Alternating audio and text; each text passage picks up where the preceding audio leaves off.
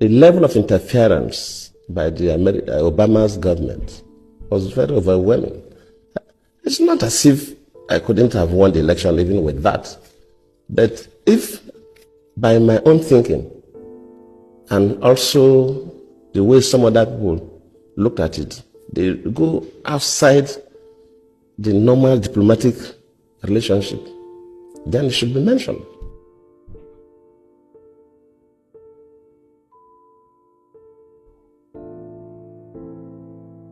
Sending that person to Nigeria at the eve of election, after Obama even issued a statement directing Nigerians to vote for the next chapter, that tells you something. And we should not sweep this things under the carpet. If a foreign country, or the African country, or even America or any other country interferes with our own elections, we should mention it.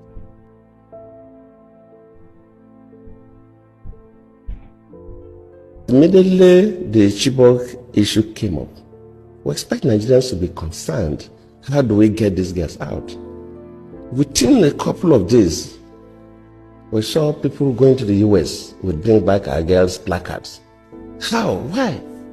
And of course, the Mrs. Obama received one of those placards. I cannot take responsibility for the abduction. I don't control Boko Haram. They are criminals. But as a president, of course, you know, it's not the president that go to the field. You have security and intelligence officers that do the work. Let me admit that, yes, maybe they do their best, but their best was not good enough for us to recover the girls. That does not mean that I'm trying to remove myself from any blame. Yes, I may not be blamed for the action, but I could be blamed that my security and intelligence system were not strong enough to be able to rescue the girls. First off, Jonathan was one of the biggest challenges that we had at the time. Goodluck Jonathan contributed to the problem we have in this country. You know, a lot of us used to say that he loved Nigeria more, but it was quite weak. If you understand the complexity of our challenges or our problems, you will not allow a lot of these things that he went to say in this interview. As sitting president, you will not have allowed it, right? Nobody said you should be undemocratic. Yeah, be civil, but be forceful. Ensure that you put your foot on the ground. The enemies that wants to capture this country, that particular indication, that video, that moves of the opposition being aided by is enough for you as city president to investigate. So you didn't have intel, nobody was working with you, you didn't have team that were giving you feedback, you couldn't track or trail all of the conversations or whatever was happening. You allow. So what if the country was supposed to have been taken over? What if there was a challenge and you allow all of that to happen, right? Nobody said you should have truncated the elections, but all of these moves were anti-democratic, was unsovereign, wasn't supposed to be in a sovereign state, right? But you allowed it to happen and you are not coming to cry. That being said, now the next most important question was, what was the benefit of the Obama administration and in fact the United States government in removing Jonathan from government and installing Muhammadu Buhari and the APC to take over? That should be a worry for all of us Nigerians, because if all of these conversations that we are seeing, a lot of the things we're seeing now in Trump's government, stopping of the United States Agency for International Development, for example, all of the funding is doing, both the ones that are publicly reported, the one privately being carried out, there are a lot of worries. And with all of the information some of us have about the involvement of the Obama's government in ensuring that Jonathan, what was it that Jonathan did that was wrong, and why was the APC government a bribe to the US government led by Barack Obama? What also became the benefit? What did the US gain in all of this? These are questions that begs to be answered, because in bilateral relationship, for example, there is always the symbiotic. There should be benefit to both ends. Unfortunately, in this particular arrangement, we do not know what were the benefits. What is it that the US gained? What did the Obama administration gain? What the successive government of the US also gained from this? We need, I thank God the APC are still in power because they are benefiting from it. What have they been able to do so far? What have they achieved What was the reason for that backup? Why did we allow ourselves to be bought over, or allow the, I don't know whether now we go call them or they go call us. So what was the relationship of the APC and the US government? What was promised to each of them? What exactly, how did we get here?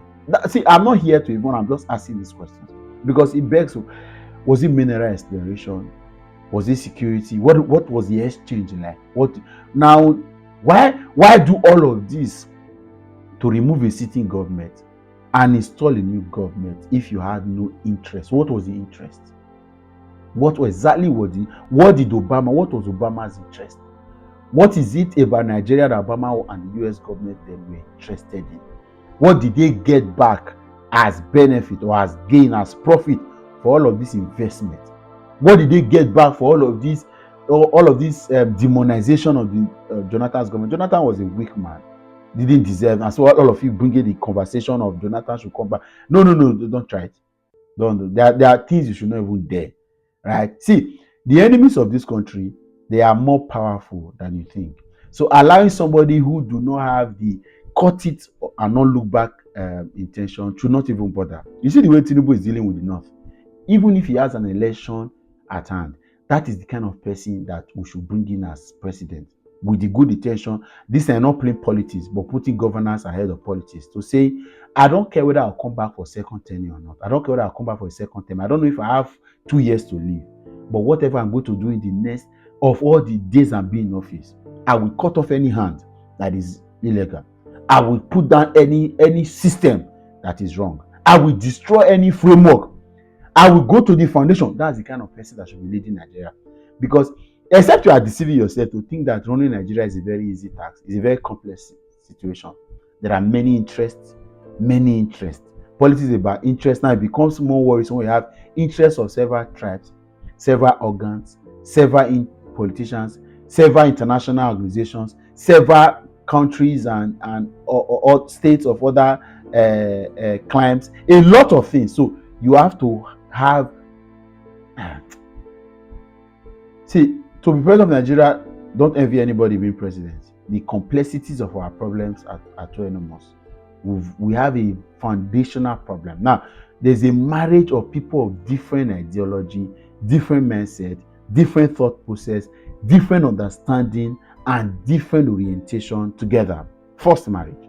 And as I talk to you now, that marriage has no existence, has no reason to have existed more than 40, 50 years of the state's existence. However, it has been forced to move on. And a lot of this is creating one-term challenges. People do not think in the same way.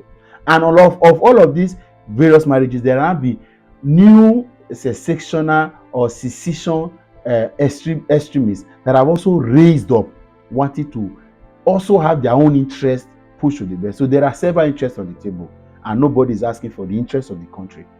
You see, we have interests of various regions, various tribes, various cabal, various systems, various organizations. Nobody is asking for the interest of the whole. So we want somebody who is going to quash all of these interests, either forcefully or negotiation table. There's nothing more.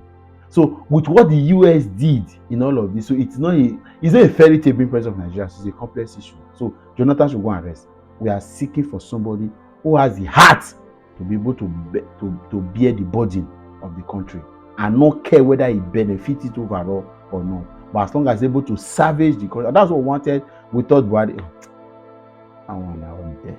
Let's move on. So at the end of the day, look at all of this situation. That is where we are at the moment. That's the problem we are in. So what did the US gain sabotaging Nigeria and ensuring that Jonathan doesn't return to power and gave the APC power, supported the APC to become? What did the APC give to them? What did Buhari give? What is Tinubu giving to the US? I need answers.